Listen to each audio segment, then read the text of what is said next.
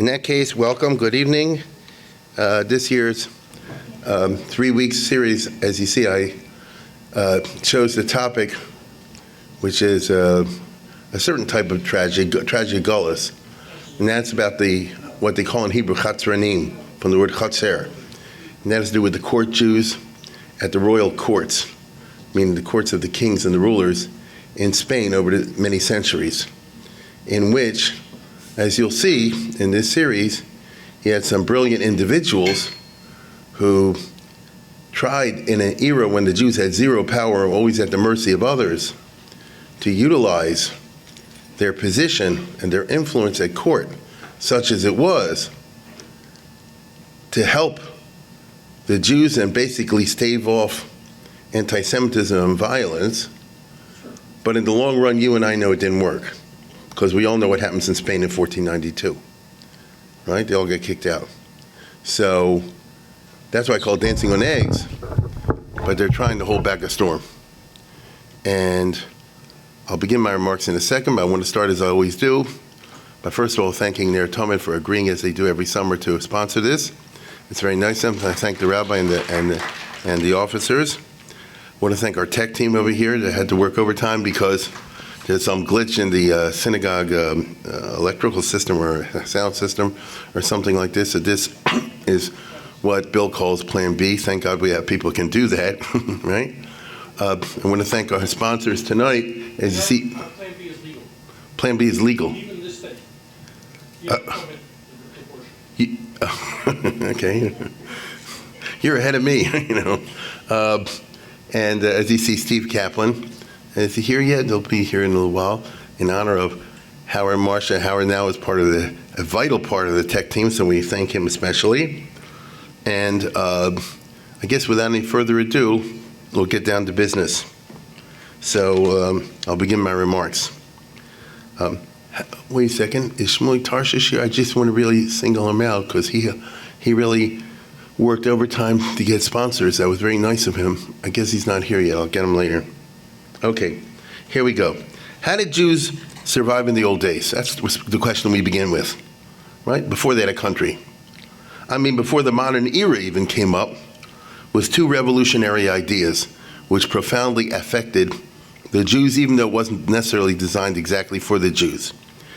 Today, we're right after 4th of July, and we celebrate this beginning of independence and freedom, but really, all the historians know that it's 100 years before the 4th of July, or almost, when they had what they call the Glorious Revolution, where in England, the power went to the Parliament, okay, to the elected representatives, and the king didn't have the say anymore.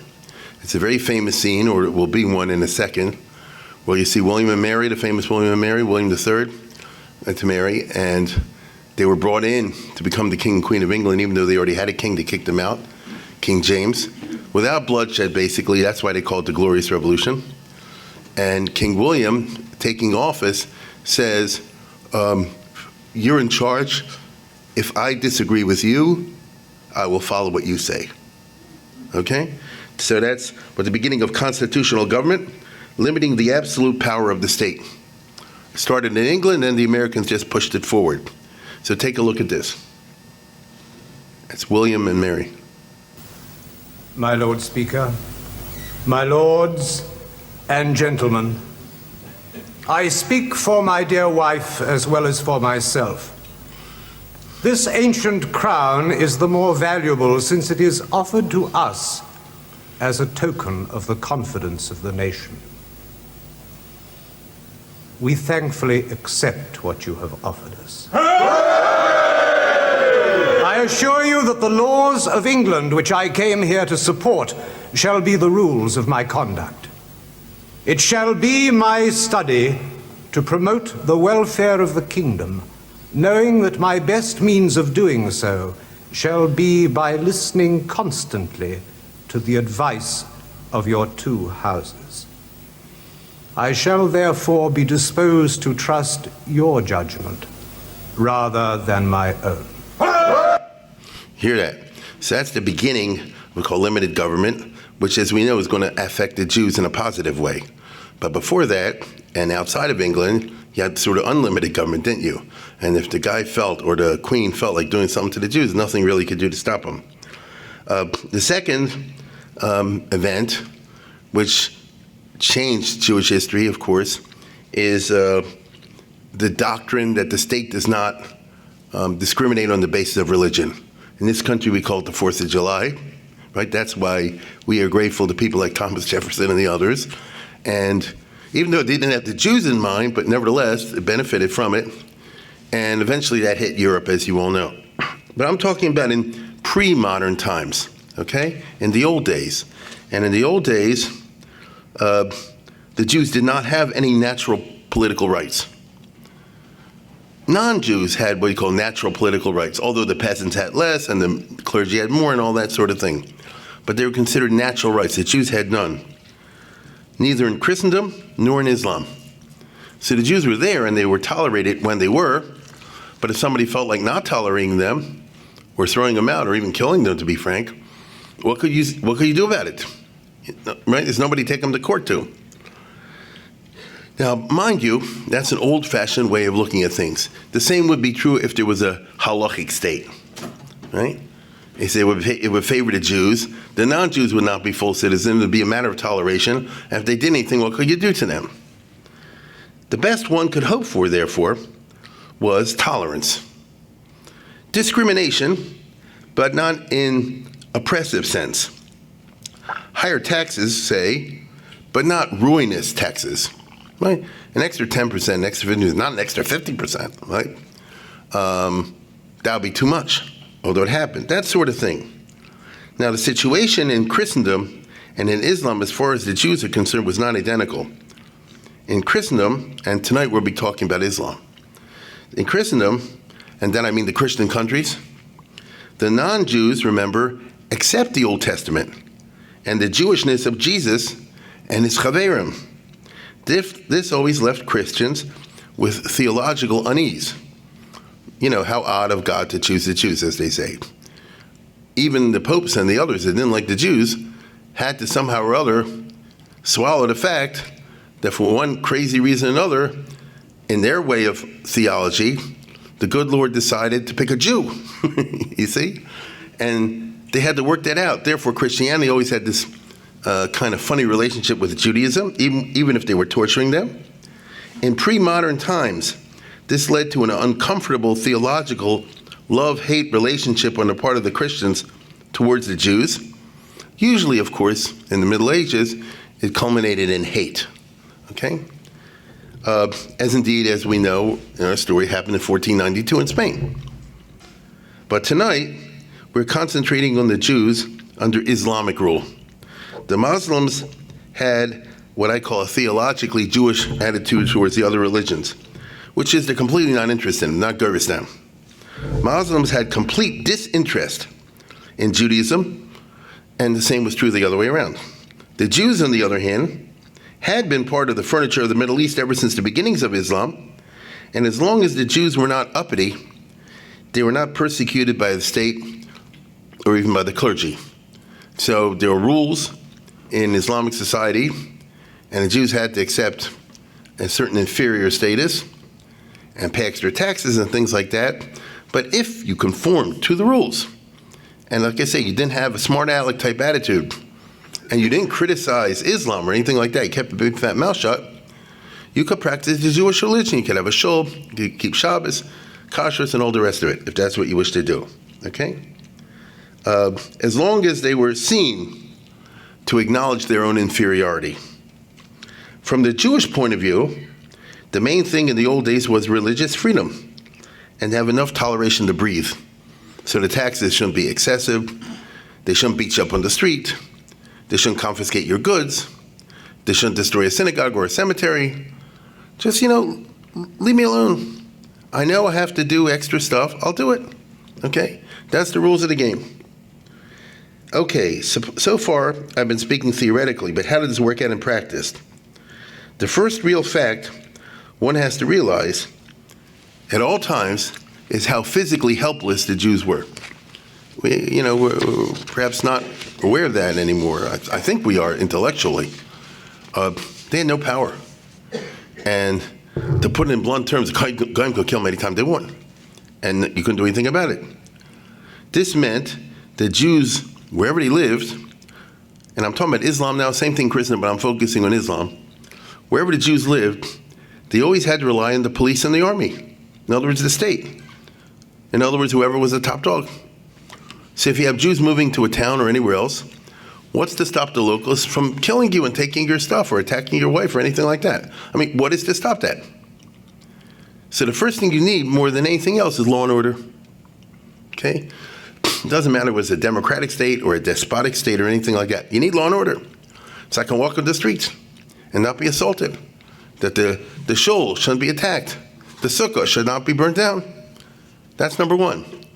Who's in charge of law and order? Not the public. It's your agencies of force, your police and your army. So wherever Jews wanted to live, if they had any plans of living in any place whatsoever, they had to work out some kind of a deal from day one in which the police and the army, for whatever reason, agreed to provide them with basic security protection.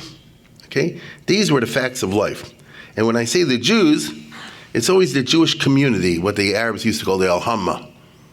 So wherever the Jews who live in the Islamic world, we're going to talk about Spain tonight, of course, every town had its own Al-Hamma, what you and I would call a Kehillah, and it was a legal entity, as I've said over and over again in the past, and whoever is the government there recognizes it as a community, and all the Jews who live in that town, male and female, are automatically considered by the law members of that community, and they have to listen to the laws of that community and all the rest of it. And when any deal is cut between the state on the one hand and the Jews on the other, it's between the state and the Al-Hamma, right? So you don't get individual protection. The Jewish community as a community gets the protection. That's the way it goes. So every Kehillah, therefore, had to have someone or some group of Jews who somehow or other had a relationship with the non-Jewish power holders, the guys who controlled the police and the military. These Jews had to get on the good side of these non-Jews. I mean, they had to. So wherever you lived, there's no such thing as quote-unquote mea sharim in the sense that, you have to do with anybody who's not Jewish or anything. There always had to be people that had to do with people not Jewish. And it had to be the right power brokers, okay? It doesn't pay for me. It's not necessary for me to be friends with the guy who has a bar down the street.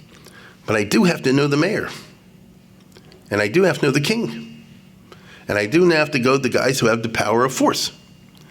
So wherever there was a Jewish community, there had to be at least one or two, if not more, members of the Jewish community who had, in some way or another, to figure out and establish some way of making a relationship with the people who are not Jewish, the power brokers. Now, on what basis would such a relationship evolve? I mean, you're not going to find them in the school or the club. They didn't go to the same schools, and there were no clubs. They lived separate societies in that regard, right? So how would a Jew, whoever he was, get to know someone who's not Jewish? And you had to. Usually, in the old days especially, money or medicine. You get it? Money or medicine. Money, that's Korach, right? And in the Golah, for better or worse, it was the reign of Korach more than the reign of Moshe. That's just interesting. So wherever Jews lived in history, in Christendom or in Islam, I'm talking tonight about Islam specifically, there had to be some local Korach or other. Proportionately, the wealthiest guy in the shtetl may not have been that wealthy compared to the city, but by the standards of the shtetl, he had 2 cows instead of 1, and therefore he's the local Korach, and he's the one who's going to have to know the local non-Jewish mayor or police chief or something like that. You got to do it, okay? So like I said, we have the image of Korach, you have the image of Moshe. Korach, the reason I mention this is Moshe's power derived from wisdom and prophecy. Korach's power derived from what? Guilt. You see? Well, don't laugh. You see? Don't laugh. Now, of course, the best is when you had both in one person, but that's rare. When you have Moshe and Korach. That is the famous ideal you have once in a blue moon, like what Rabbi Yehuda Anasi or Rav Ashi are described as Torah Gedula b'Makam Echad. You happen to have a person who was the biggest scholar in the one hand and the richest guy in the other. That don't happen too often, okay? That does not happen too often. The skill set is different, you see? Usually, it was pretty rare. Rabbeinu Tam, let's look at the next one, is actually famous for this. He was the leading rabbi in France. He was the richest Jew in France. And he was tight with the Goyim. It's a very famous story that he was attacked during one of the riots, and a knight in shining armor rode by and said, "Get on my horse and let's get out of here." You see? Because they did business together and so on and so forth. Otherwise, he would be dead. Now, in this lecture series, we may encounter this phenomenon occasionally, but not really. So, will we have people who are court Jews, who at the same time were great Talmidei Chachamim or something like that? A little bit. Not usually. The two skill sets don't really mesh that well, unless you have a very unusual person. So to use the modern American language, the type of person who's a good lobbyist, a space for the good or something like that, in the White House or whatever, not going to be the biggest learner. Those guys are like in the kollel somewhere. But you need both. You need both. Now, a rich Jew would have contacts and relationships with important Muslims in several ways. One is maybe they did mutual business, in the Middle Ages. It's before you had manufacturing, before the Industrial Revolution. The only way to make money is through trade. You buy cheap, you sell dear. You import and you export. That's not only something Jews do, and you can be doggone sure that if there's any kind of Ohama, any Jewish community, and they had any well-to-do, successful merchant, you can be darn sure that he cut in the police chief or the emir or somebody like that into a piece of the business. That's just smart. Maybe the local qadi, the local judge, or the local, Muslim clergyman, right? Include him in a piece of the business. That's how you do it, okay? Another way would be that the rich Jew, in the days before TV and internet, who was engaged in foreign trade, was usually a very rich source of foreign intelligence. Right? How does somebody in Algeria know what's happening in France? I mean, how do you know? Right? There are no newspapers, obviously. How do you know what's going on in the world? And you got to know, because if there's a war coming or something, you got to know. One of the ways, I didn't say the only way, but one of the ways is you get your local Jewish merchants. And the guy comes back from a trip to Italy, and the Muslim emir or somebody like calls him and he says, "What's tutzach in Italy?" So, oh my goodness, the Pope had a fight with somebody, and there's a war going on, and this and that and the other. Oh, okay. You see? Usually, the big people who knew the foreign intelligence were the Jewish merchants. The rich Jew probably pays a big portion of the Jew taxes, because at the end of the day, the most important reason for allowing a Jewish community to exist in an Islamic environment is they pay taxes to the state. Right? They pay actually exorbitant taxes. Now, exorbitant is a matter of relativity. In some places it could be 80%, but that's going to kill the cow, right? But even if you tell me the guy's paying, I don't know what, 60% or something like that, which probably was not rare, that's a lot of money. And where does that money come from? Not the poor Jews. Remember, in the old days, the Jewish community was taxed as a unit, not on an individual basis as we have in the United States today.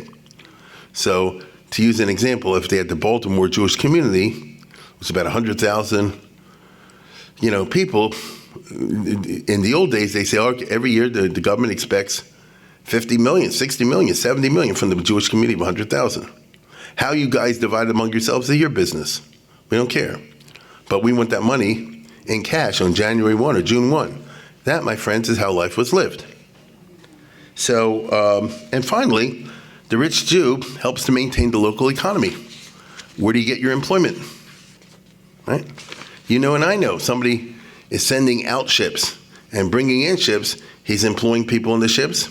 He's also employing the barber who has a barber shop near, right? And the diner. and the bowling alley and all the rest of it, because people are coming and going. If no ships are going anywhere, everybody goes out of business, you see? And then you have a bunch of disgruntled, unemployed people in your hands. They don't like that in the Middle Ages any more than we like it now. And so the Jewish guy is doing this.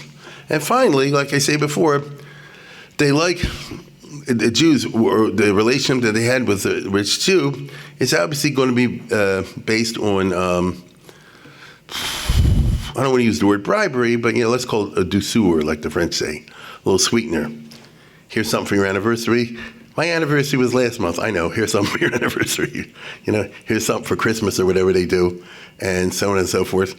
And that's how life was lived. When you establish a relationship, you may be in a position to help the Yidden.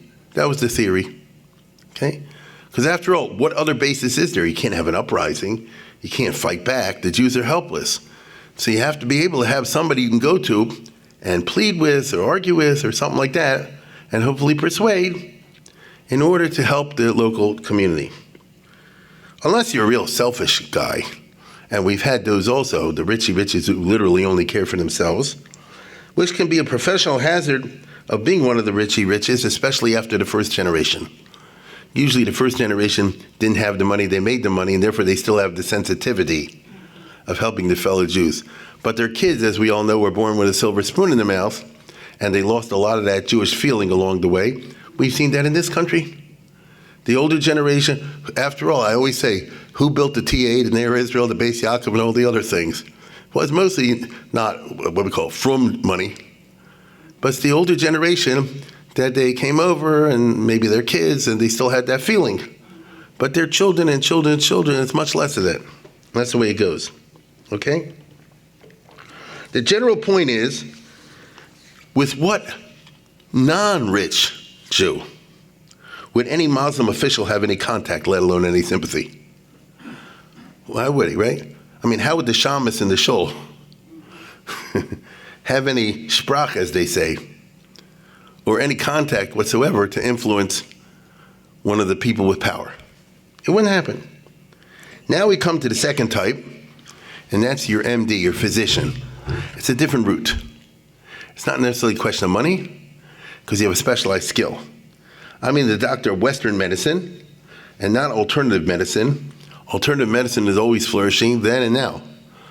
During the corona now, how many alternative medicines things do we hear about? Okay? They still do. So there's always been, in every society, two medicines operating at the same time. What you and I call Western medicine, that's your MD, board certified as they say. Then you got the other stuff. So Jews practice both, but the Jews who gained any kind of importance were the ones who practiced Western medicine, have what we would call today a medical degree, okay? And Jews, they're not the only ones, but Jews were prominent in the doctor business throughout the Middle Ages. It's one of the things that Jews went into and tried to excel. And as a doctor, that's another route to personal contact with the powerful, correct? The doctor may not be wealthy the way the big businessman is, but the doctor treats the king, the prime minister, his wife, this, that, and the other. And if you call the guy in the middle of the night and he comes and all that kind of stuff, you do develop some kind of a human relationship with him, you see? So every VIP in history wants access to the best medicine. So, I mean, Attila the Hun did, whatever it was in his day. So an MD can be a good career. And anyway, the career of a doctor was always attractive to Jews because it's all in here, and if they kick you out of the country or whatever, you can take it with you. If I own land here or property or stuff in a warehouse, if you're Jewish in the Middle Ages, you can lose it in a flash. You just can. And then you're high and dry, and they'll throw you out and you'll starve to death. If you're a doctor, you're going to land on your feet, because you go to another country and you set up a practice. That's what the Rambam did. He's basically kicked out of this area. He ended up in that area. Okay? Now, it's an alternative road to contacts and possibly influence if you know how to walk the tightrope or how to dance on eggs, as I'll say. Which leads us to our subject tonight, Hasdai ibn Shaprut, who I'm going to give a slightly different spin, an angle, than they usually write in the books, because I don't agree 100% with the books, who lived in Spain, or more accurately, the Iberian Peninsula in the 10th century, 300 years after the Muslim conquest of the peninsula. So here we're going now right away to Spain, and this whole series is going to be about Spain. But of course, the word Spain didn't exist until the 1500s. So we're talking about a peninsula. Let's go to the next one.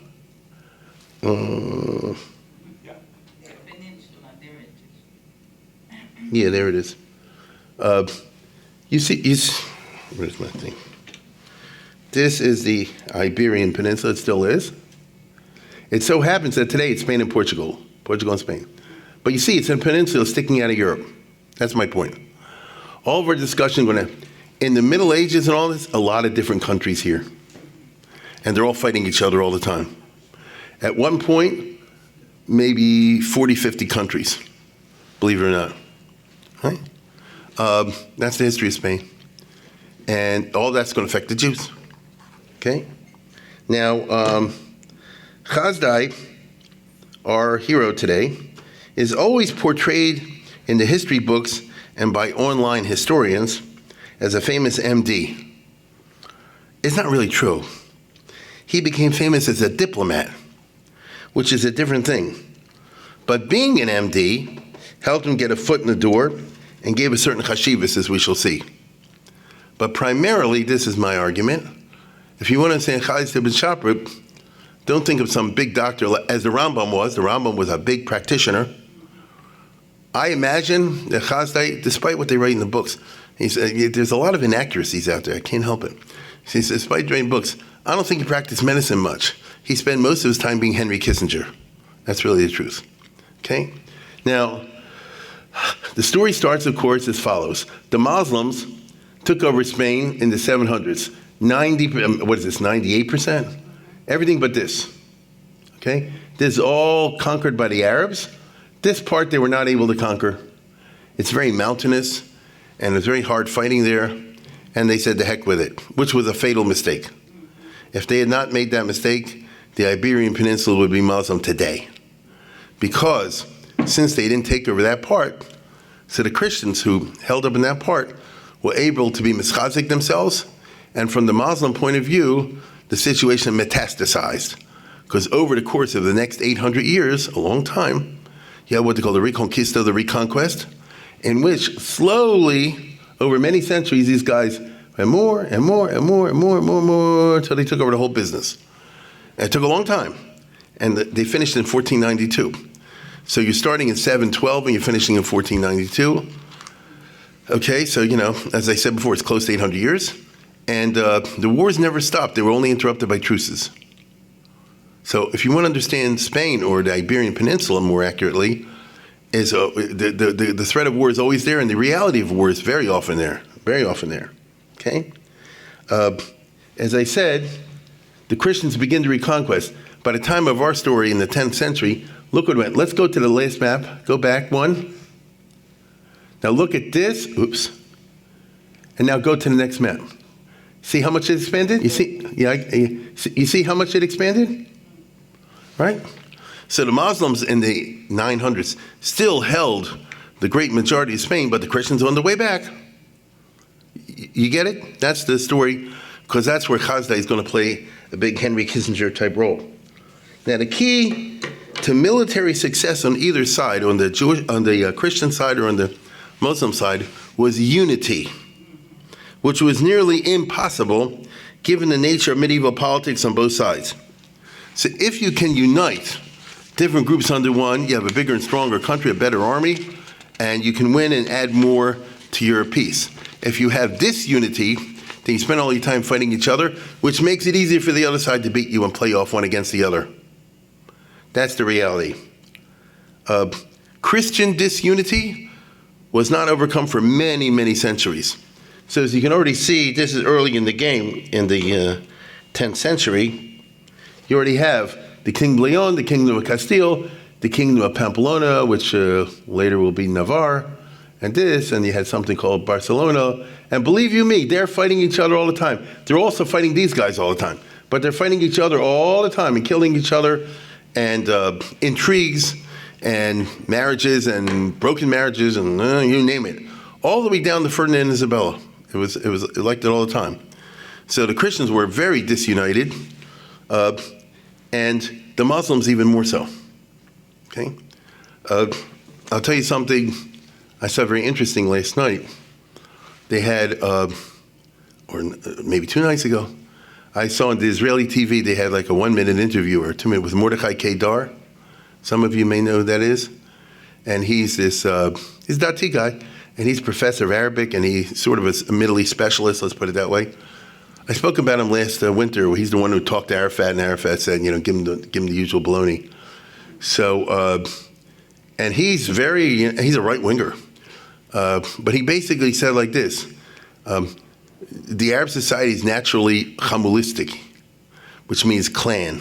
It goes by the clan, by family.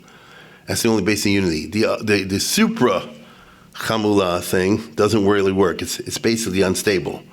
And that's why he said, if you look at the Middle East today, this is what he said.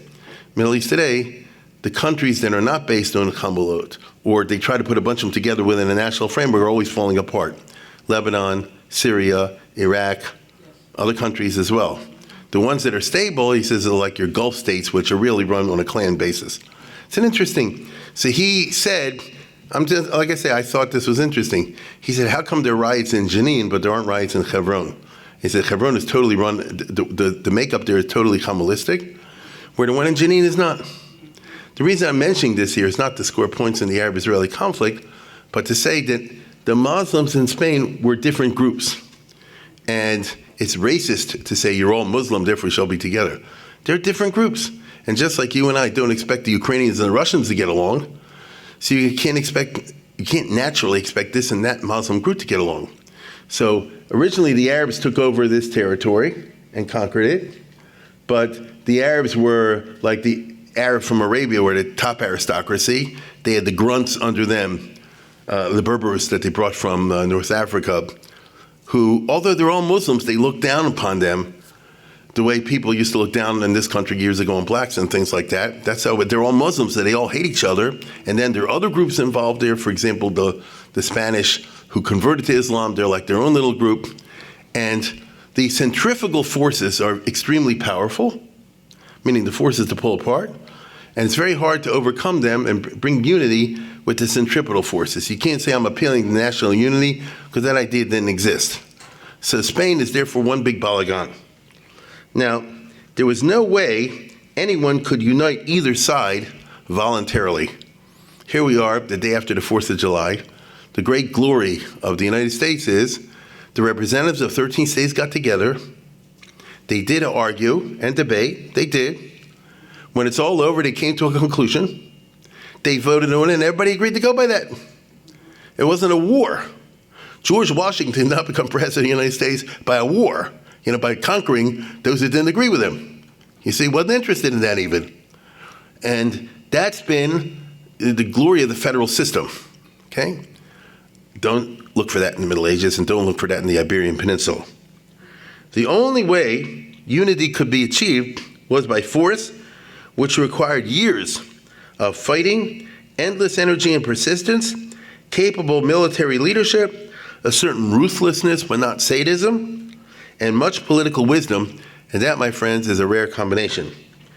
During the 500 years or so that the Muslims ruled a large part of Iberia, like you see in the map today, only one person emerged in the 10th century who was actually able to pull it off, at least for the duration of his lifetime.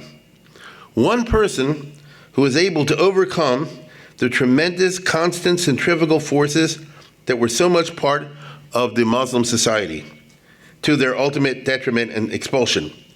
The one guy who could pull him off is Abdurrahman III, who lived to be 70, 50 of which he was a ruler. So he lived from 912, he was a ruler from 912 to 961. Okay, so it's about 50 years. And the first 20 of those years, because he was young when he started, first 20 of those years he spent, no, let's go back, no. Oh, okay, you can do that, yeah. Let's go to the next one. this is what he faced. And he said, no, we have to turn this all into one thing. So he started with this at a very young age. First of all, he had to take over this and fight this, then this, and then this, and then this, and then this, and so forth. Constant wars with his own people, constant sieges, constant battles. And he had the energy to do it. And it took him 20 years until, let's go back to one map, until it looked like this. You understand? He did it by military force. But when I say military force, if you're a Hitler, it's going to be a turnoff. The military force has to be in the service of a greater ideal, which is to bring about one unified state that'll be better for everybody involved. You'll have political security and economic prosperity. So what's the problem? You understand? So he did it. Interestingly, how did he do it? He used what we call today the Wagner Group. Okay? He made very successful use. This is the golden age of slavery. White slavery. Let's go to the next one. Here's a famous Russian painting. The Russians are selling to the Muslims white slaves. Okay? It was a big business. And Abdurrahman and other rulers would take these guys, sort of brainwash them, turn them into mercenaries, and then they would fight a lot of the wars for them. That's how life was lived. Now, when he finished, in other words, after 20 years, and he had 30 years to go, he was ruler for 50 years. When he finished, he was rich and powerful indeed, because that's what it turned into. And Spain has tremendous natural resources if you've ever been there. It's unbelievably fertile. Those who were on my trip, you remember the endless oranges and olives and things like that. That's just, we saw a tiny slice. They used to have silver mines and iron mines and rivers and, things like, they got every kind of climate of it. They even have a desert there in parts. It's a very interesting peninsula. And you can make money there if you know what you're doing. But the first thing you have to do is make it that nobody pays, what's the right word, customs taxes and things like that in here. It's one big economic zone like the United States of America is today. So if I trade from here to here and here to here, it's like one big shop. And that promotes tremendous prosperity. And it worked. Because after he took it over, after those 20 years of wars, the economy went through the roof. And Spain, or as he called it, the Emirate of Cordoba, became the richest country, right? And stayed that way for a long time. And so everybody could see that he wasn't just some power-hungry nut or something like that, but he had a plan, okay? Intelligently run, and he even called himself the Khalif of Cordoba. In Islam, the Khalif is the highest title. And I don't want to bore you with the politics, but it's the Umayyad dynasty and the Abbasid dynasty, and there had been the Umayyad dynasty, and the Abbasid dynasty had knocked out the Umayyad dynasty and killed them all at a party, except his ancestor escaped. And so he was able even to call himself the Khalif of Cordoba, the head of the Muslims all over the world, and get away with that, okay? So he was, and he built himself. The Cordoba in his time was an unusual, everybody knows this, was an unusual, beautiful city. He had his own Versailles called Medina al-Zahra. They had hundreds of libraries, universities, museums, well-lit streets, clean. It was the most famous city during his time. Imams built it up. And intelligently run, Cordoba, which means Muslim Spain, therefore, was one of the great powers of the 10th century, and certainly the richest. This is like Spain later, after 1492, when they came, what the historians say they were once a frontier fighting the Muslims. The next thing you know, they ruled half the world, became an empire. Because what happened after 1492? They took over the whole doggone South America, the whole doggone Central America, and a nice chunk of North America, plus colonies all over the place. May I remind you, the Philippines, for example, and things like that, they're all over the place. So Spain overnight turned into a gigantic empire. In a certain way, that happened for the Muslims at that time. After he consolidated the Muslim parts, he spent the rest of his reign, 30 years, trying to reconquer the Christians, or failing that, to control the Christian North through sneaky politics and diplomacy. So his big problem with these guys, he would like to take them all over and end what he sees as the Christian threat, which it was. But he wasn't strong enough to do that, and he actually lost a big battle, Simancas. The Spanish have movies about this. He lost a big battle. This is the old days. Every year, the Castilians and the Leonese each had to give the tribute of 100 virgins. You understand? For the Khalif. He had 2 harems. Zachar and Nekeva, you know, that's how it was over there. But he was defeated, so if he can't conquer them, you have to learn how to play them off against each other, make alliances, and do sneaky politics. So he needs a Henry Kissinger. That's my point. Okay? He needs a Henry Kissinger. He realized they represented an existential threat, and they had to be somehow contained, and he did so. So this required what you and I today would call the intelligent use of soft power. Now, he had armies and things like that, but in order to really succeed, given the realities I just described to you, he needs what he calls soft power. Where does one find an intelligent practitioner of soft power? Such types are harder to find than warriors. Warriors are a dime a dozen. Smart diplomats and things like that who can weave and bob, that's rare. Abdurrahman III found his soft power practitioner in a Jewish physician named Hasdai ibn Shaprut, arguably the greatest court Jew of all times, which is a tribute to Abdurrahman and to Hasdai. It's a tribute to Abdurrahman, who obviously scouted talent and recruited on the basis of merit. In other words, he recruited him even though he was Jewish, not because he was Jewish. But if you're running an empire the way I just described, you got to be intelligent. And if you want to be intelligent, you can't be racist, let's put it that way. If there's somebody with talent, you need him, okay? You need him. He was smart enough to do that. It's a tribute to the Jew, on the other hand, who possessed those talents and who understood how to be on the team, on the Khalif's team, but not in a way that overstepped what was acceptable in Muslim circles.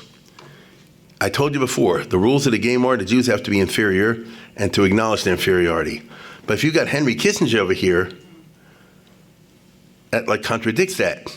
So he couldn't really be Henry Kissinger because Henry Kissinger was on the news and front page of the Time magazine and all, and always flaunting it. This guy is going to have to be very smart and never flaunt it. He carries out missions on behalf of the ruler. He undertakes negotiations, things like this, but always away from the limelight so that the players know him, but the public doesn't get offended by the fact you have a dirty Jew doing these sorts of things.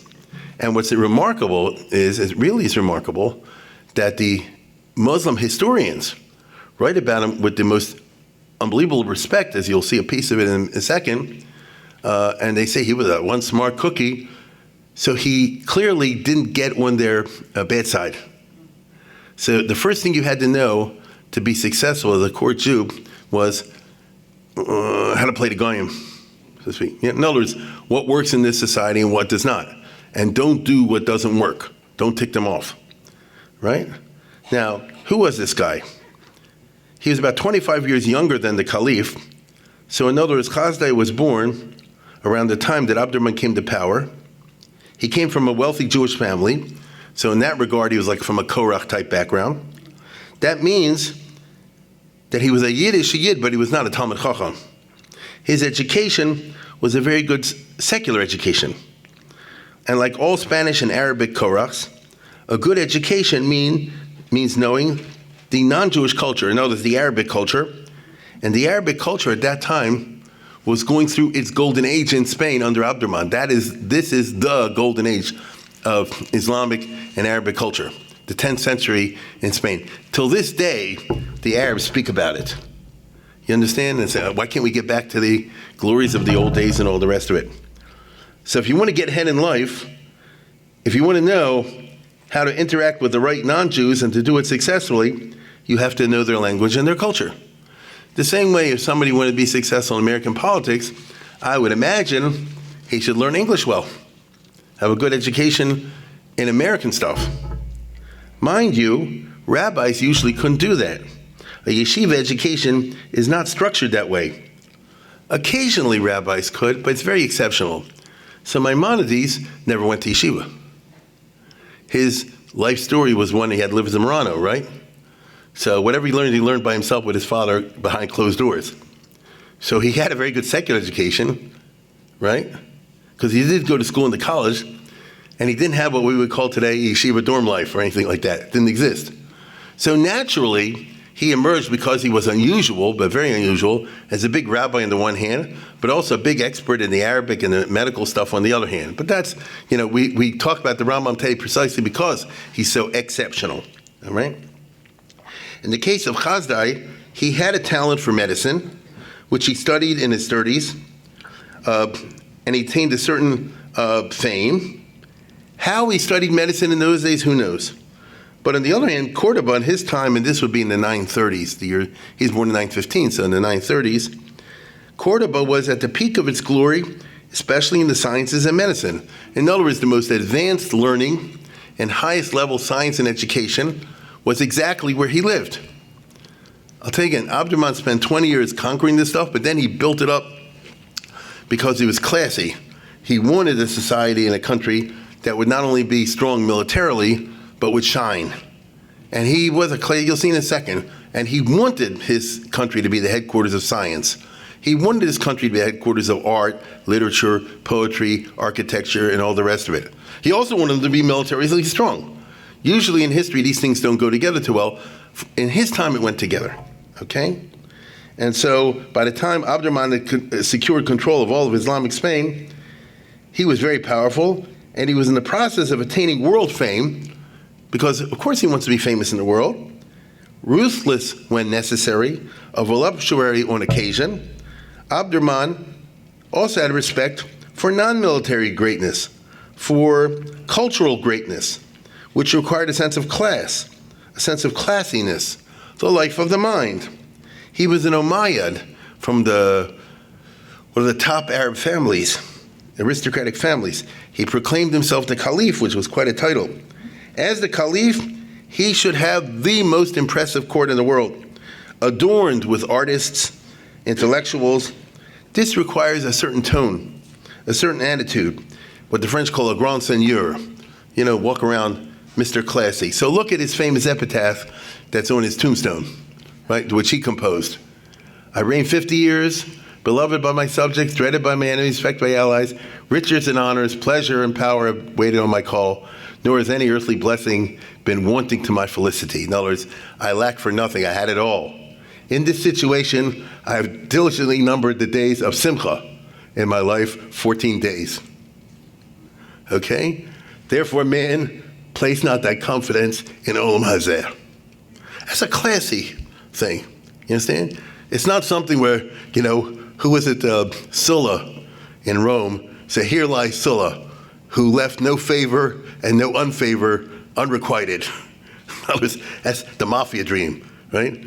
Anybody ever did anything back to me, I got him. This is different, okay? This is different. And so that's where Hasdai is growing up. So he grew up in the most beautiful and exciting city in the world in the 10th century, full of schools, universities, hospitals, libraries, literary and philosophical societies. I mean it. Artists, scientists, philosophers, theologians, poets, architects, historians. You get the idea. It was the right place to grow up. In many senses, it was the right place to be a Jew. Certainly from the external sense. The basic dynamics of life in Iberian Spain were this. There were two sides in permanent conflict. You got your Muslims and your Christians. They're always going to be fighting. There were always three sets of wars going on all the time. Right? Always three sets of wars going on all the time. You always got your Muslims fighting Muslims, Christians fighting Muslims, and Muslims fighting Christians. The Jews are not part of the game. Right? They're not part of the game. They're living there, they're watching, they're not part of it. Because they're not Muslims and not Christians. You understand? By the time Hasdai grew up, there were no longer any Muslim civil wars because Abdurrahman had conquered everything. You could travel and do business anywhere in the country, which was great for commerce and therefore good for the Jews. As you see, law and order promotes commerce and prosperity. Hasdai learned in good medical schools, whatever that was, plus his parents also paid for him to learn foreign languages. Again, an old Jewish trick.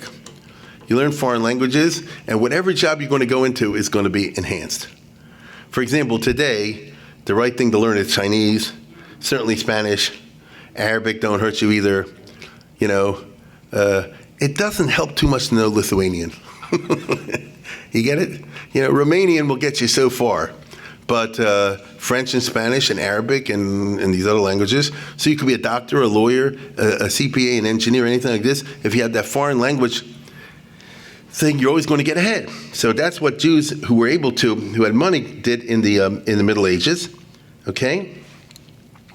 So he knew his languages, especially Greek and Latin, to enhance his medical knowledge and give him an edge as an MD. This was to have an additional benefit in his political career, diplomatic career, as we shall see.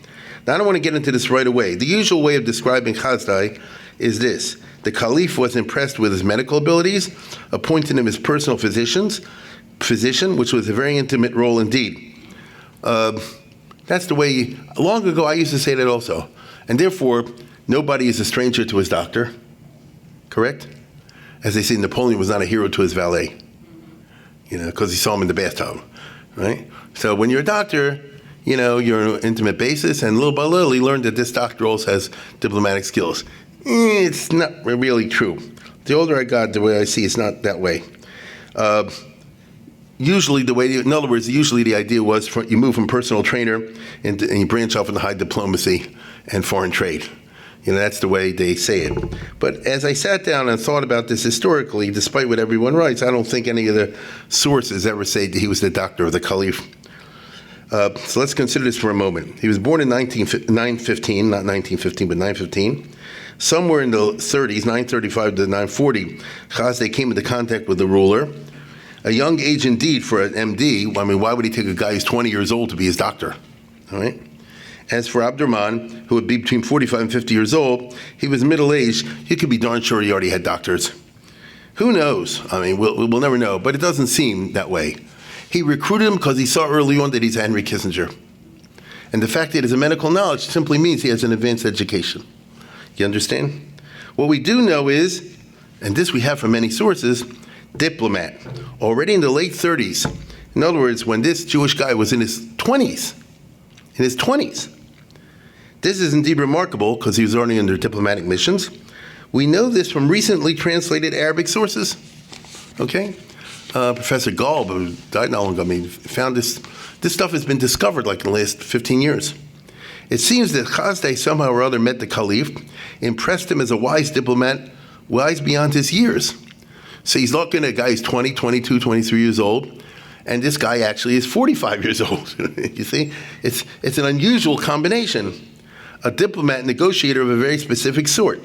You see, the Khalif had been on the throne since the year 912, and he knew his way around inter-Muslim politics. Boy, did he know that. He knows who's who in the Islamic world, and he's the Khalif, and there's Algeria, Morocco, and it's always fights going on all the time, and he knows how to keep his hand on that. But he wasn't familiar with the non-Muslim world. I mean, how would he be? I mean, how to negotiate with them? He was just used to going to war with them. But flattery, courtesy, obsequiousness, and humility vis-a-vis infidels, that was not in the Muslim vocabulary in those days, and that's what you need to be a successful diplomat. You get what I'm saying? An Arab, a chashuv Arab, and they were chashuv. He can't go to a Christian and say, like that and all the rest of it, because you're just a bunch of junk. You see, I need a Jew who can do that, because the Jew doesn't have any honor anyway, and so he can do the stuff I need, okay? If you're a Muslim, you're the boss, they're the dog, which is okay in victory, but not in defeat. By the late 930s, when Hasdai is coming along, war began to seem not the best policy for Abdurrahman.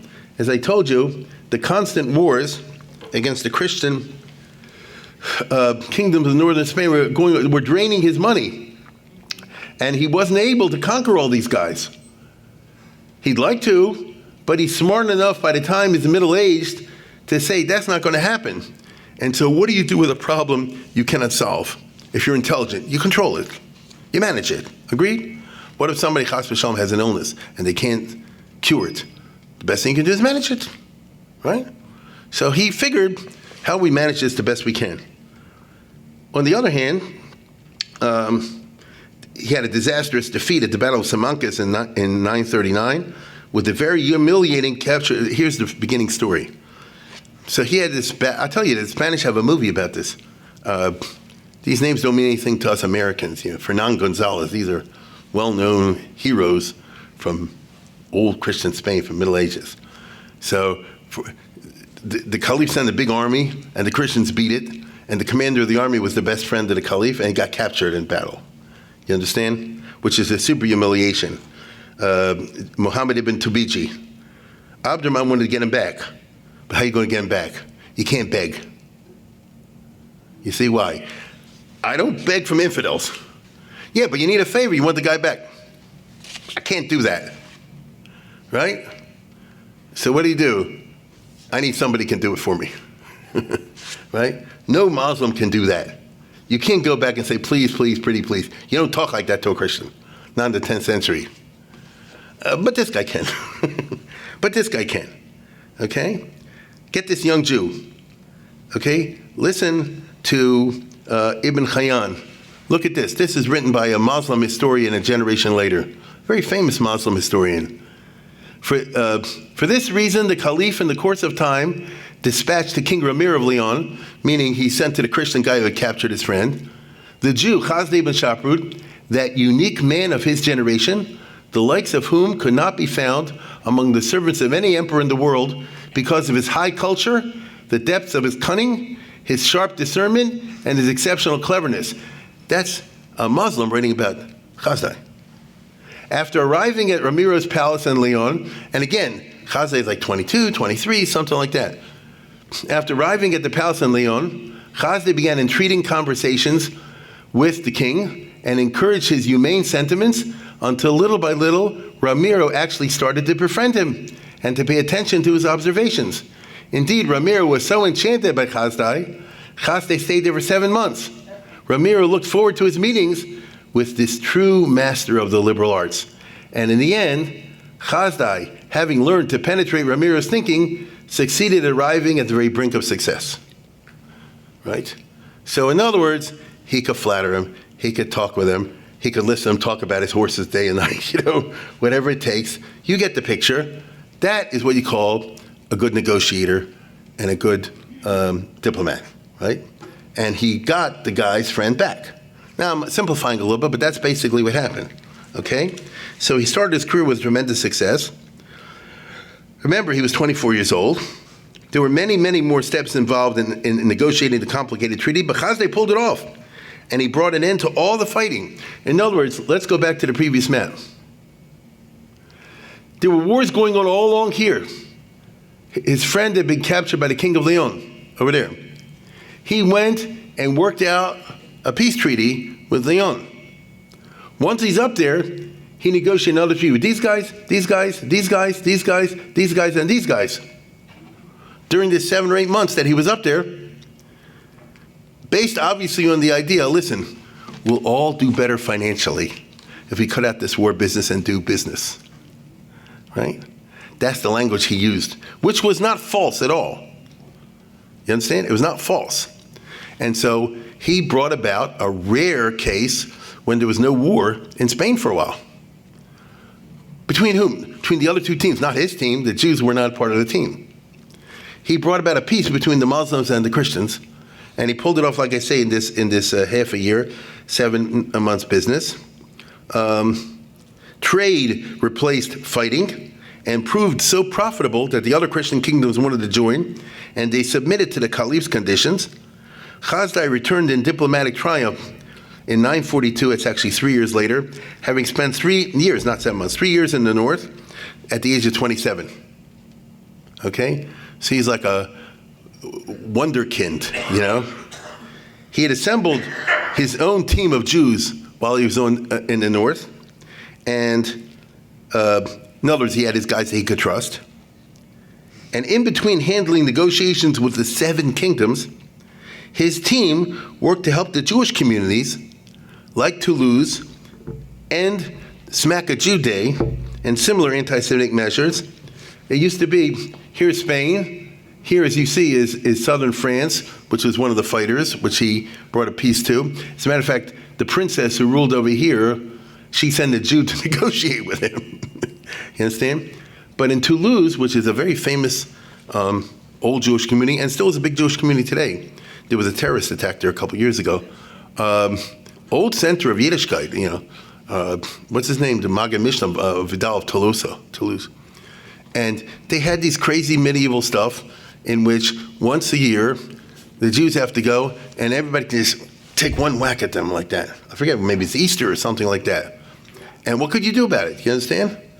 And Hasdai said like this: if you want some help with my side, what can you do about this?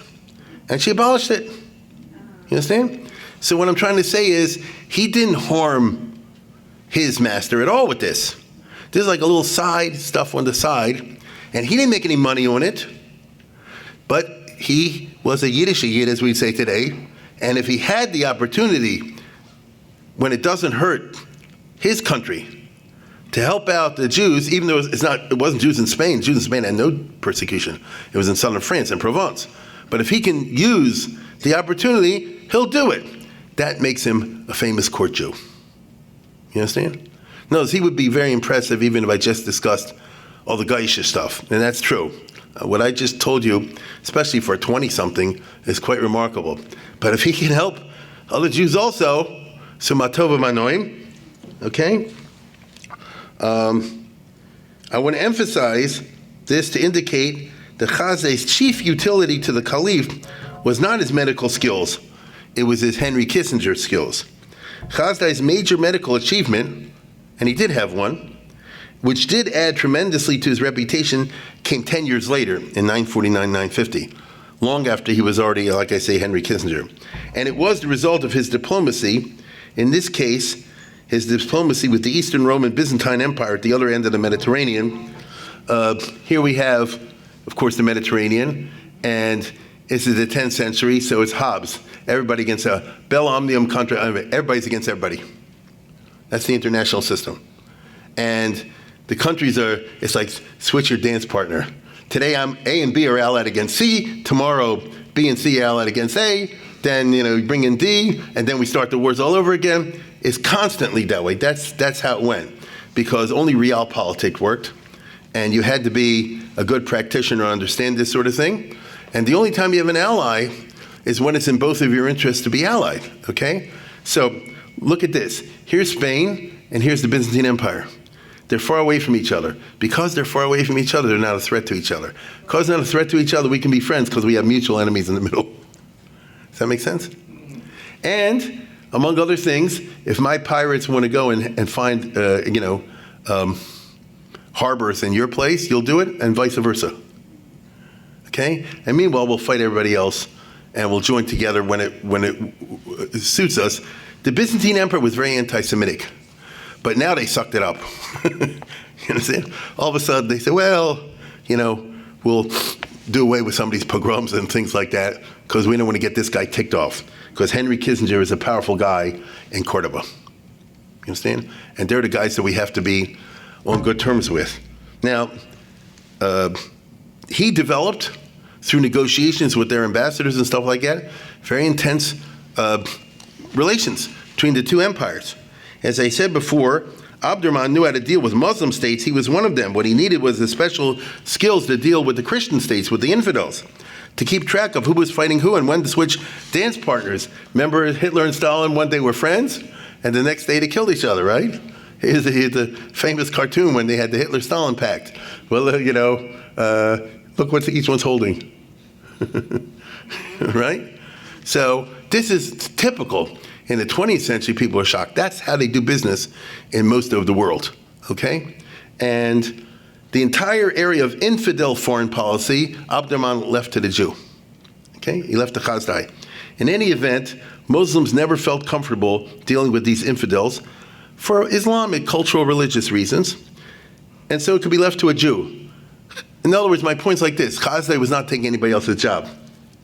He was too smart for that. You get it? You don't get anybody angry at you. This job, this specific job, nobody else wants, so I'll take it. That's what I mean is, you know how to dance on eggs. You have to know how to do it, okay? And it was in the words of the Byzantines wrote a book at that time called The Science of Governing the Barbarians. Okay? You have to know how to deal with these foreigners. So Hasdai, in his mind, had a science of dealing with the barbarians, as you see. And again, As the map indicates, it was an international jungle, and Abdurrahman's fleets were attacking whoever they were not in alliance with. What Hasdai did was develop a strong political diplomatic relations with the Byzantine Empire based on realpolitik. And there you have Cordoba on the one hand, or Spain, and the Byzantine Empire on the other, and they're two different ends, and they can cooperate. And they had a strong alliance, not because they liked each other. Remember, one was Christian, one was Muslim, but because it was in their mutual interest to do so. Who brought this about? The Muslims would never come up with this. The Jew could see this. The Jew say, you look over here, look at this. This is a good business deal. And I'm sure the Khalif said, really? He said, yeah, because of this and this and this. Okay, go for it. Let's see what happens. You know, this is how life was lived. Now, again, the young Jew pulled up some amazing diplomatic feats with mutual military assistance and mutual trade. So Hasdai was not simply a court Jew who helped the king get money and things like that. Abdurrahman didn't need money. He was loaded already. He had, I wish we had this in America, every year the taxes brought in 3 times what he needed. You get it? 3 times what he needed. So he spent 1/3 for what he needs. He went 1/3 on art and Versailles. And 1/3 he put in the cellar. You get it? So it's not like he really needed the money. On the other hand, the people need trade and things like that. Abdurrahman was already sun king, the center of the universe. Moreover, he didn't really need him as a doctor, as far as I can tell. Remember, when they met, Abdurrahman was already in his late 40s and Hasdai in his early 20s. And as far as I know, he didn't minister to the elite like the Rambam did, because that would take up you all day long. What happened when the Rambam became a doctor? He had spent all day long with the king, the prime minister, the harem, how many women you have to see every day in the harem. I'm serious. And this one, and this one, and this one, and this one. And no, you can't turn anybody down, not in that country. And so he had no time to learn, no nothing like this. That's not who this guy was. You understand? That's not who he was. Hasdai, as far as I can tell, Hasdai served the king in high politics and international diplomacy, which is a different skill. For his part, Hasdai had to learn early on the skills of diplomacy if he was going to succeed as a Jew in an Islamic culture and Islamic court. We saw how he was held in high regard by the Goyim, both Christians and Muslims. But as a diplomat, not as an MD. Unlike the Rambam was held in high regard not as a diplomat, but as an MD. Of course, as such, Hasdai knew how to use his medical knowledge to enhance his reputation and indeed his usefulness to the Khalif and society. And there are 2 famous examples of this, but these are exceptional. One is the famous story of pharmacology. Pharmacology, which is the drugs, correct?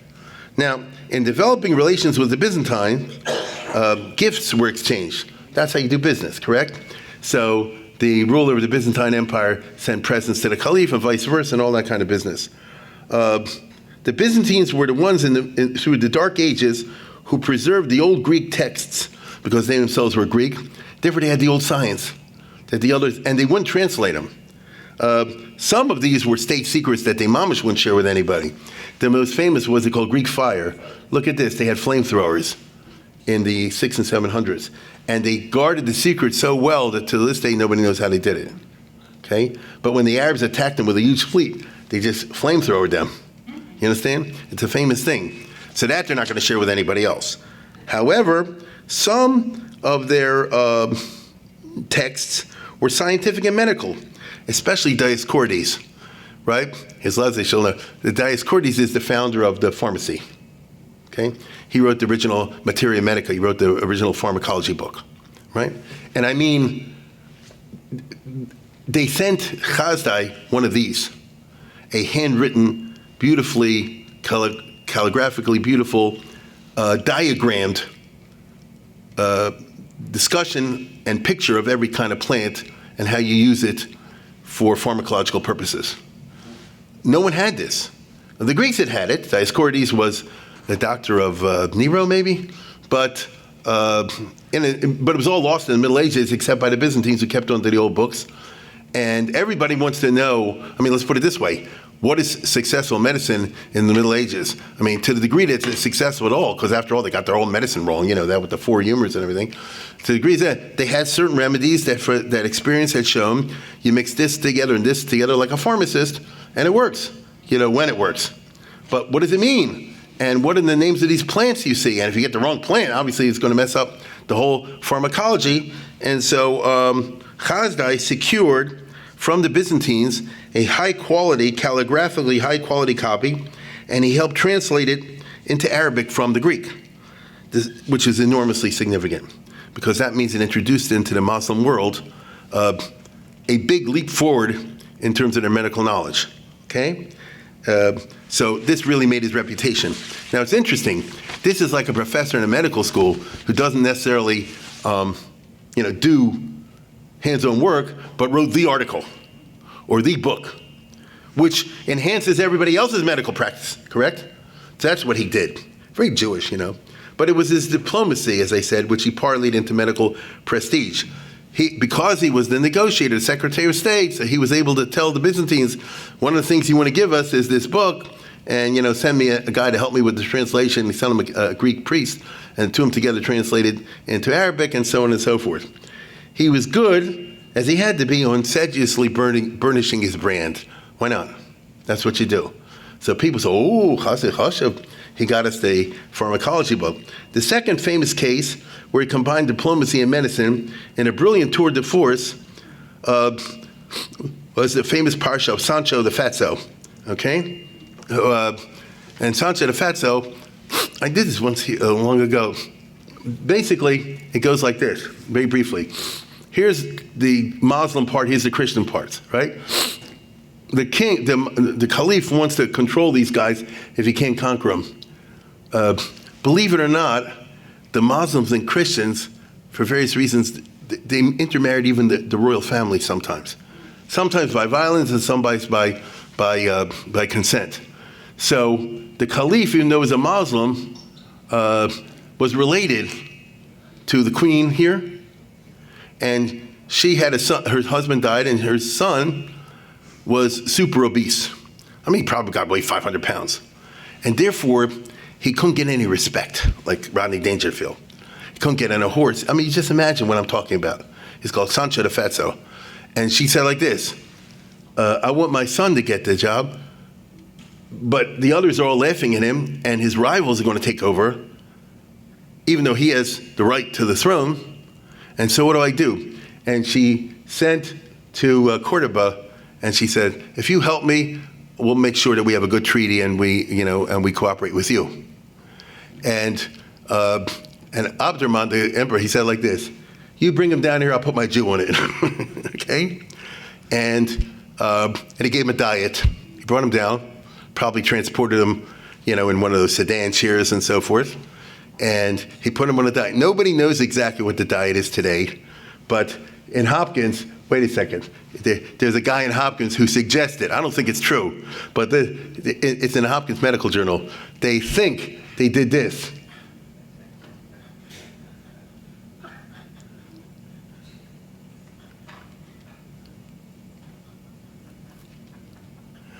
Right? Now, this is totally speculation, obviously. Me, myself, and I, there's a guy from University of Chicago Medical School, because people, you know who writes about this?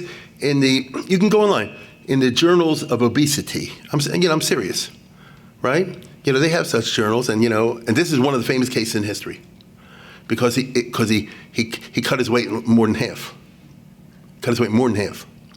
So if he was 550, put him down to I don't know what, and more. So, and it took about a year. Now, me, myself, and I think he said like this, you don't have to eat a whole chicken for lunch, you take a piece of chicken. You understand? You don't have to eat 12 times a day, try 3 times a day. This is called an apple. It could be if you just put him on a regular, but I don't know. And there is somebody who said he sewed his mouth up, but I don't believe that. All we know is he pulled it off. It took about a year, and he cut the weight, and then he was down to a slim 250 or something like that, and he could go back and take over the throne. And people say, I guess, that Jewish guy is unbelievable. Now, is that your medical prowess, or is that your Henry Kissinger prowess? You see, it's a combination, isn't it? You see, it's a combination. And this is what we mean when we say that he was a brilliant success as a court Jew, but it's always at the service, not of the Jewish people directly, but of his master. He's using it. You can be sure that when he was alive, the Jews in Spain had nothing to worry about because they know we got a guy up there and the Khalif holds him a veld, and therefore we're going to be treated well. So you have what we call reflected glory. But it's a funny kind of situation. Plus, Abdurrahman was a very intelligent ruler. He was too smart to simply be an anti-Semite. You know what I'm saying? He wasn't getting anywhere. He was too smart for that. He was a very intelligent ruler. I didn't say he liked the Jews, but he was an intelligent ruler. So in University of Chicago, in the obesity magazine, this is good. They said, how did he cut the weight? He put him on marijuana or something. Kept him high for a year, and therefore he didn't think about what he was eating, and that's what did the trick. Could be. I mean, they had hashish back then, didn't they? So face it, but that's all totally guesswork. Medicine in service of high diplomacy, you get the idea. This happened in the year 1958-59, just before the Khalif died. The Khalif died at the age of 71, so Hasdai ended his association with Abdurrahman in a blaze of glory, which is why he remained a favorite under the next Khalif as well. Because just when this guy died, that's a year before is when he pulled off this fatso business.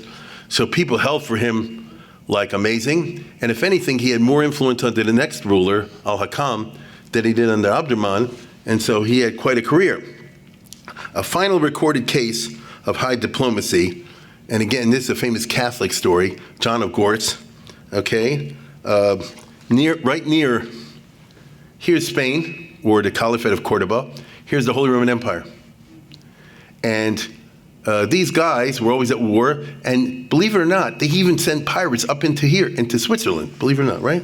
They set Muslim pirate fortresses in Switzerland. And so the Germans, the Holy Roman Empire, were going crazy, and they were exchanging bad letters to each other and so forth. And the Khalif, not thinking it through, basically sent a letter to the Catholic Holy Roman Emperor, and you and your stupid Jesus and things like that. Whoa. So the Holy Roman Emperor said, I guess, I'm going to send him a letter and say, you stupid Muhammad. Okay? Who's going to carry the letter? That's your death thing, right? You're going to carry the letter. Well, he got somebody, John of Gortz, who was a famous head of a monastery. He said, I'm going to do it. You know? Obviously, he made his peace with his maker before he left off. And he had the letter, and he described, and he wrote it all up later on. And basically what happened was, he says that he, crossed into Spain and Barcelona and so forth. And when he crossed over into the border and got near Cordoba, they were treated like ambassadors with all the courtesies, and they gave him a Pesach hotel and just stayed there, and he couldn't leave. Use the swimming pool, use the spa, you'll get the best food, but you're not leaving. He said, but I'm supposed to go to Cordoba to present the letter. Enjoy the facilities, all the rest of it. And then he says, one day this Jew shows up, and the Jew says, he said, my name is Hasdai, show me the letter. He said, I can't show you the letter. I'm under orders to deliver it personally over here. Show me the letter. I can't show you the letter. Show me the letter. You go back and forth. He said, I'm trying to help you. Show me the letter. And after going for days, I repeat days over this, the guy finally shows him the letter. He said, I guess, you got to cross this out. We got to rewrite the letter, right? You can't say to hell with Muhammad or something like that. Well, he said to hell with Jesus. He made a mistake. I'm going to tell you something. The Arabs are like that. Didn't notice what he said. The Arabs are like that. He knows he made a mistake. He can't say that. He cannot lose face. You understand? It was wrong, but you can't accept, because with the Muslims, he said everything is religion, and it cannot be, do you say anything disrespectful? If you do that, what can I tell you? He's going to have no choice but to massacre all the Christians in the kingdom. You understand? That's how it works with them. I'm not saying he's right. I'm not saying this way. The guy said, well, I don't care. Well, start to care, And anyway, listen to this, because he was too smart to come with that. He had a carrot with the stick. If you will agree to change the letter, I can guarantee you that you'll get the treaty of a lifetime. He'll give you commercial privileges up to here, and it'll be great for the Holy Roman Empire. You and your master will make a fortune. It'll just be good for you. You understand? He'll make all kind of trade concessions and things like this, but I need you to do this. I'm not changing nothing. I'll change that. Well, it went back and forth and back and forth and back, and finally he gave in. Right? And they sort of, how you do it, you rewrite letters and things like that. like on a kasuva or something, and he rewrote the letter. Now, of course, the Khalif knew what's happening. Then, when everything is nice and fixed, he came to Cordoba. He was received in the palace with exquisite courtesy. He was treated like gold. And they gave him, like I say, a gold-plated treaty. You understand? They gave him a gold-plated treaty. And then when he went back to Germany, the Holy Emperor said, who authorized you to do this? This is the wrong thing. He said, read the fine print. Read the fine print. And the Emperor's like, oh, okay. You see? And when it was all over, nobody knew this, by the way, until about 130, 40 years ago. They found this in a monastery in Austria. John of Gortz wrote this up in Latin, and no one had known about it. And what did he say? I've never met a man of such subtle intellect as the Jew Hasdai. He mispronounced his name. You see? So here you have a tribute from the Byzantines, and you have a tribute from the Catholics, and you have a tribute from the Muslim historians, all the rest of it. This Hasdai must have been something else, right? He understood the art of how to cultivate good relations and respect from people who are not of his group. And that's not so common. I don't know too many Jews like that even today. So thus in the late 950s, Hasdai, as they said, was Mamash Henry Kissinger, successfully juggling balls with both hands. And he rose even higher during the 15 years reign of the successor, Al-Hakam II. And these were the peak years of the Caliphate of Cordoba. Afterwards, it started to slide into oblivion. Did the Caliphate require a Hasdai? Because when he died, they didn't have guys like him anymore to give advice. Alas, people like him do not grow on trees. That's why Abdurrahman had been wise enough to understand this. So this, all that I described you, was Hasdai, the court Jew Klape Chutz, as far as the non-Jewish world is concerned, which was very impressive. What about Klape Pnim? How did he react as far as the Jewish community in Spain? The Jews in Andalus, in Spain, in other words, had not been suffering religious persecution before Hasdai. I told you, the Muslim, let me explain the basic politics. Yeah, the Christians fighting the Muslims. Whose team were the Jews on in this period? Who did the Jews favor? The Muslims. They treat them better, 100 times better. As a matter of fact, one of the main reasons was this simple. If I'm the Muslims, my threat are the Christians, both externally and in the fifth column. There are a lot of Christians living in the Muslim-controlled area, a lot, and they naturally want to overthrow and bring the Christians back. The one group that has no interest whatsoever in bringing the Christians back are the Jews. So if I'm an Arab ruler in Spain, I say, oh, the Christian, the Jews. No problem. You get it? So it's not they like them or dislike them. The structural nature of the politics was such, the Jews are not a threat, and they weren't. Okay? So in Spain, in this part of history, 700s, 800s, 900s, Jews did not suffer from anti-Jewish, stuff. So where does Hasdai fit in? Okay? The ethnic and religious structure of the Islamic portion of Spain favored the Jewish religion. They were a friendly and not a hostile element, as I just explained. From the political point of view, the 8th to the 10th centuries were good times for the Jews. They didn't need a Hasdai. In typical autocratic fashion, Abdurrahman said like this, I'm the boss of all the Muslims, you're the boss of all the Jews. Aris del Yehud. Okay? Because after all, you're my favorite Jew. And so Hasdai had the power. But what did he do with the power? Overall, the record is impressive. Overall. Hasdai did do positive statesman-like things, which really put Spain on the Jewish map, and indeed in the map of Jewish history, in two ways. First of all, the Torah way. And this perhaps is the most important part of our talk tonight from a certain point of view.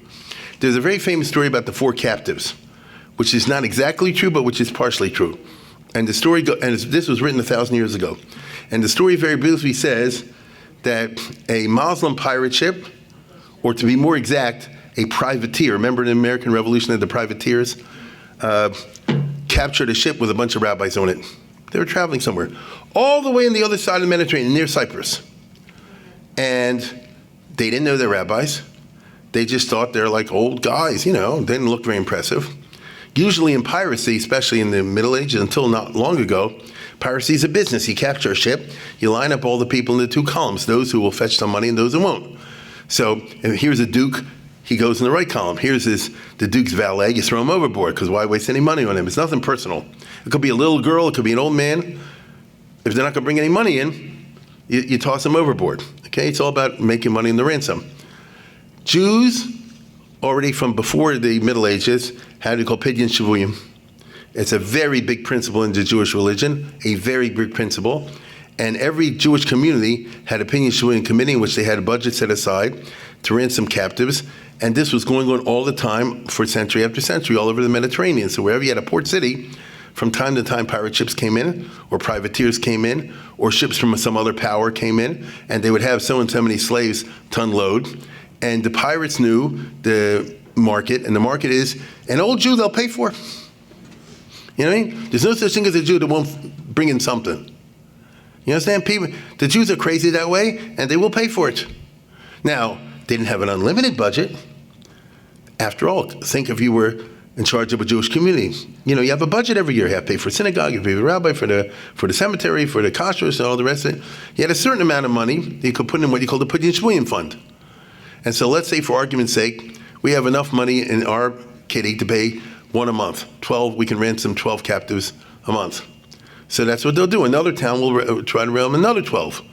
That means that every Jewish community had to have at least one person, and maybe two or three, on what they call the pidyon shavuyim committee. Now that's not a rabbi from a kollel. You understand it? That's somebody who's a man of the world. Okay? He knows how to go down to the harbor.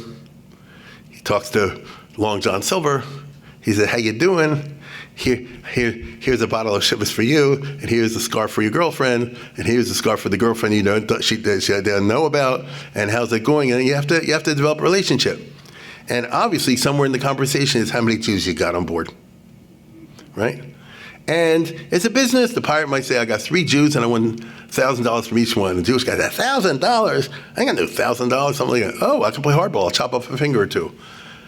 We're friends. You're not going to do that. You know, this is how life was lived. So the famous story is they had 4 chashuv rabbis, but they just looked like old men or something like that.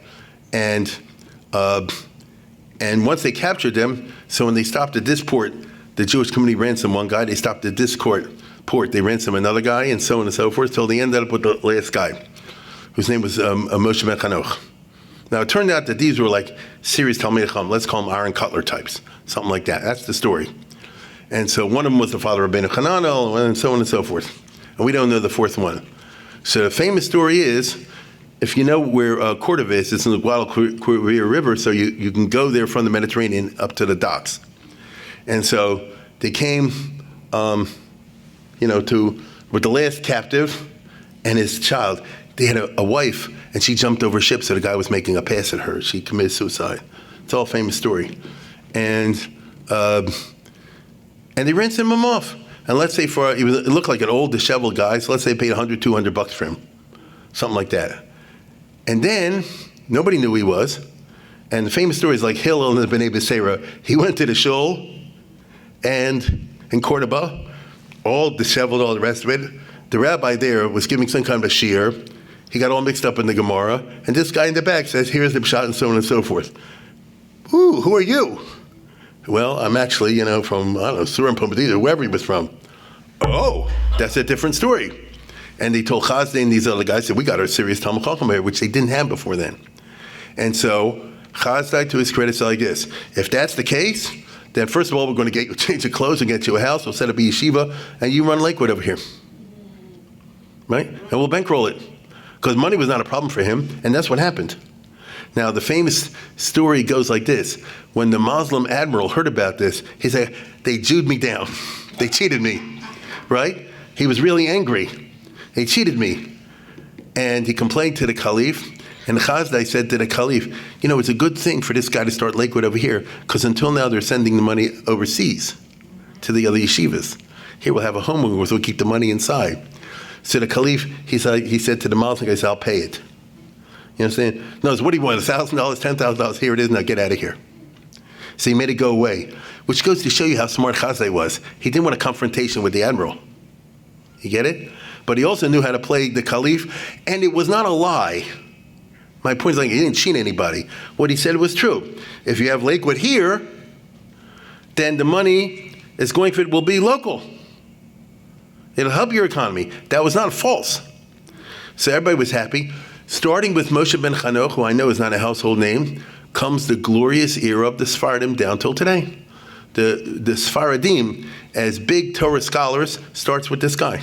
Before that, there was nobody. It was like a backwater. You understand?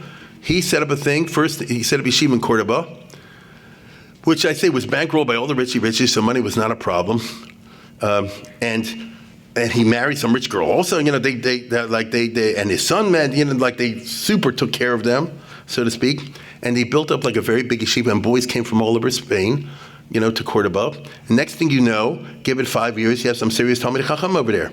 And just take it from me, I'll develop this next time, but it's just a line. It's Moshe ben Chanoch, Chanoch ben Moshe, Shmuel HaNagid, Ritz ibn Giyas, what do you call it? The Rif, Bri Migash, Rambam. And as the rest they say is history, okay? So Hasdai really, did something. You understand? Because of that, the Sephardim are one of the 2 Jewish groups that survive today.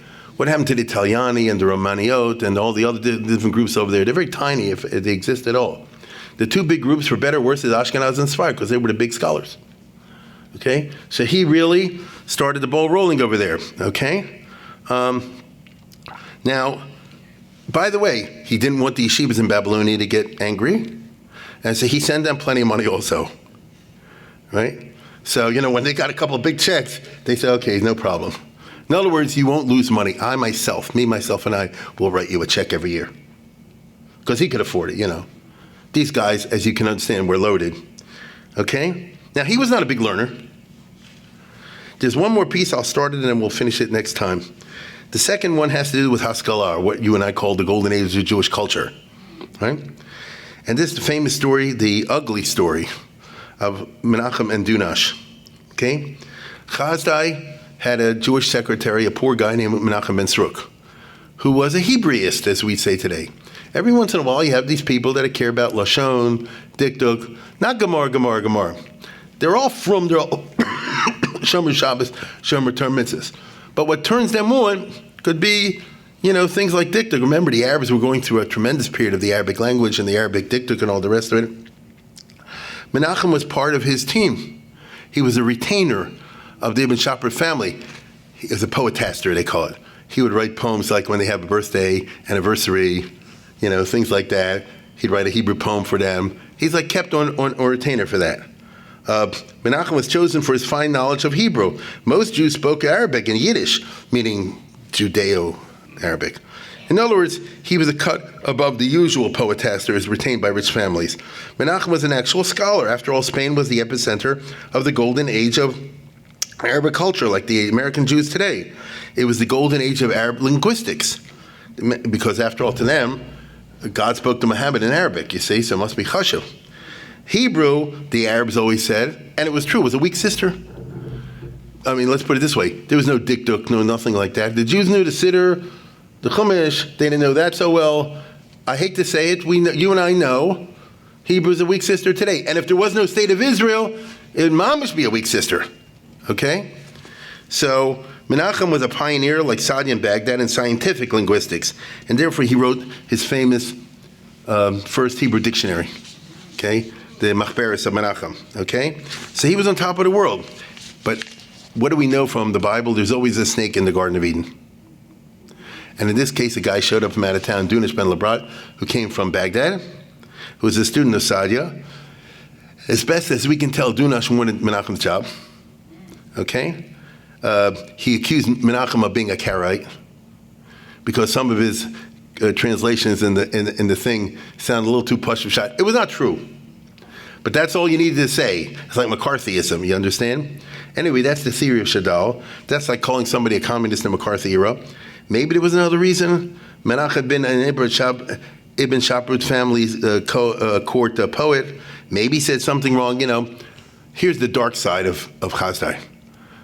When somebody's all rich and powerful, it doesn't take too much to take them off. That's how it goes.